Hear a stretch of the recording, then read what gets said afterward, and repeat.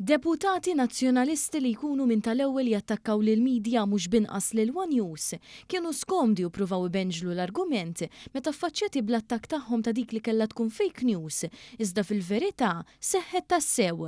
Il-Partit Nazzjonalista kien pronti waħħal fil-midja tal-Partit Laburista li qed ixerred li Bernard Grech kien se jirriżenja. Anka Grech ċaħada momentarjament biex jimwara vera riżenja. Beppe Fenekadami kien wieħed minn dawk li der skomdu u beda jbenġilha. Naturalment iva meta qatt rakket ħajriżenja. Ma kienx fake. Għaddew diversi. Irriżenja 3 iem. Għaddew diversi ġranet żviluppaw ċerti. 3 iem wara. Tispjegalek. X'ġara mela? Intom inventajtu li kien ħajriżenja dakinhar, kważi kważi bdejtu tixxandu dirett. Aħna għedna li ħajriżenja. Il-One News. Irriżenja 3 iem wara. Jaħsbu paċenzja. Bernard Grech irriżenja meta ddeċida jirriżenja.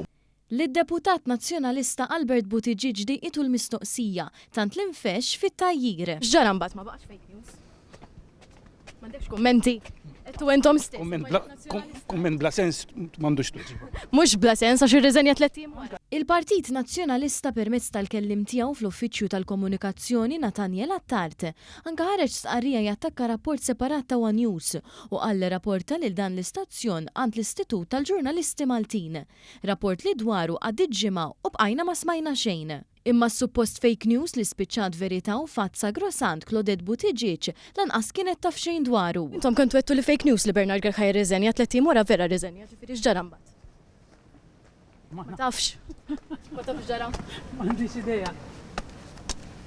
L-istess ġralu Stanley Zammit li mifxul u dieħel il-Parlament għamel l-argument ta' Fenekadami.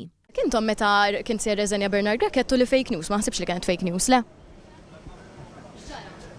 Dik li qed referi għaliha inti kienet xi ġimgħa qabel. 3 iem qabel.